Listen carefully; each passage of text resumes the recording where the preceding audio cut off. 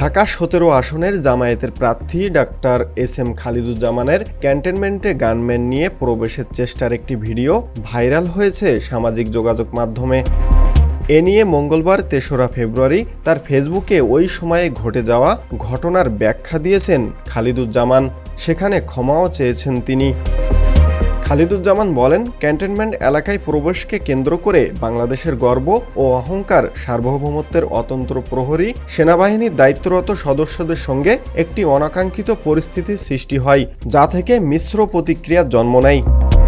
বিষয়টি ইতিমধ্যে সমাধান হওয়ার সত্ত্বেও দুঃখজনকভাবে একটি স্বার্থান্বেষী মহল এই সমাধানকৃত ইস্যুকে কেন্দ্র করে ঘোলা পানিতে মাছ শিকারের অপচেষ্টা চালিয়ে পরিস্থিতিকে ভিন্ন খাতে প্রভাবিত করার চেষ্টা করছে।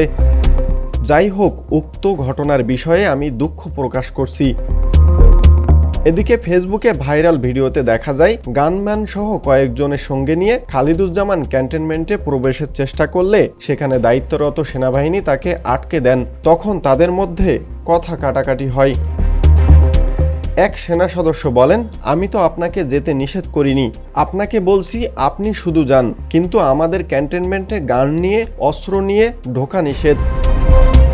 এক পর্যায়ে জামায়াতের এই প্রার্থীকে বলতে শোনা যায়, আপনারা তো গান নিয়ে বসে আছেন, তারেক জিয়ার ক্ষেত্রে তো আপনারা জিহ্বা দিয়ে রাস্তা চেটে ফেলেছেন, তাহলে আমরা কেন যেতে পারবো না? ফোনেও খালিদুজ্জামান কথা বলেন এক সেনা কর্মকর্তার সঙ্গে।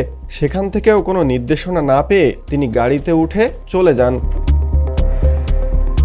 দেশের নাম্বার 1 ট্রেডিং অ্যাপ নিফটি ফার্স্টে পাচ্ছেন ট্রেডিং এর সব সুবিধা, dual exchange access, company analysis, portfolio তৈরি করা সহ আরও অনেক ইউনিক ফিচারের সাথে ট্রেড করতে ডাউনলোড করুন এক্ষুনি।